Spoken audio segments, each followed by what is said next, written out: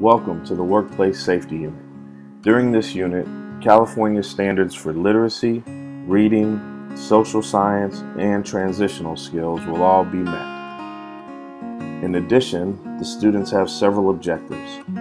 They will learn the basics of workforce safety laws. They will describe events surrounding previous disasters in the workforce. They will explain the effect of those disasters on modern-day labor practices. They will identify examples of unsafe workplaces, develop evacuation routes, look at current evacuation routes, compare historical labor laws with modern labor laws, and complete a project dealing with all of these subjects. The best thing about this unit is that it allows students to not only gain knowledge and understanding of workplace safety, but also see it in action and even apply it. There's something in this unit for everyone. Each section of Bloom's Wheel is targeted and every learning style addressed.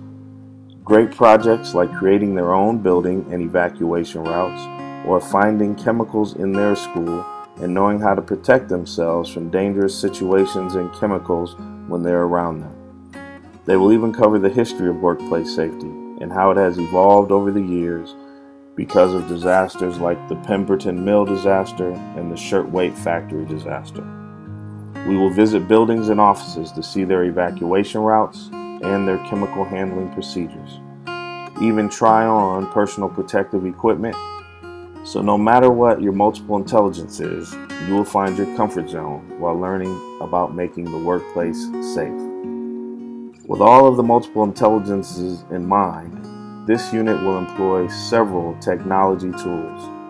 All of the new standard tools like computers, projectors, smart boards, and the internet will be used, but we'll also add things like a pedometer to help measure steps for an evacuation route, or the Futaba app to help make a pre-unit quiz. Software applications like home design and evacuation plans will be used to help make our own evacuation routes. Finally, students can use a variety of applications like GarageBand, Songify, Comic Life, Audio Boo, PowerPoint, Prezi, and Keynote to prepare a great presentation at the completion of the unit. When we review the unit, they'll see historically what happened in the Shirtwaist Factory fire in New York in 1911, one of the deadliest disasters in the history of the city of New York and in the country. It resulted in the fourth highest loss of life from an industrial accident in U.S. history. It was also one of the deadliest disasters ever to occur in New York City. The fire caused the death of 146 garment workers who died from the fire and smoke inhalation or from falling and jumping to their deaths. Most of the victims were either Jewish or Italian immigrant women, aged 16 to 23. Of the victims whose ages are known, the oldest was Providenza Pano at 43, and the youngest was 14-year-old Kate Leone.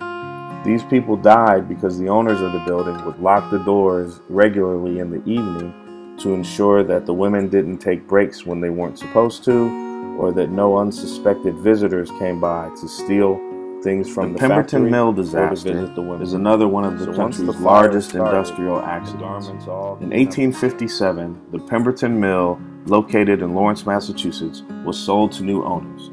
The new owners made an effort to increase their revenue by doubling the amount of equipment that was stored on the mill floors. The building did not hold up under the stress of the new equipment and collapsed under its own weight in 1860, killing more than 120 people and injuring more than 134 more people. This disaster, along with the Shirtwaist disaster, helped shape the way that labor laws would be changed for the better for our future. Understand how the workplace has changed for the better. In this course, I've really learned a lot that will help me as an educator. It's helped me to understand the value of diverse teaching in the classroom. This is not an easy thing to do, since even teachers have a way that they learn and present information best. This is the wonderful thing about technology. It gives us the ability to do things we otherwise would struggle to do. I may be a visual learner who is primarily naturalistic, but through the use of applications, software, videos, and other teaching aids, I can reach other students with other learning styles and other intelligences. I want to be able to teach them all, not just the ones that are like me. In this digital age, we must strive to stay current. I've always believed that as an educator, you must do 3 things to be successful: build relationships, be relevant, and stay current. In order to do these things, we have to be able to reach all types of kids in all types of settings and bring them information in a way that they find interesting and that they can apply in their everyday lives. Understanding technology helps us accomplish this. Knowing that multiple intelligences are part of every person is the most important thing that I have learned.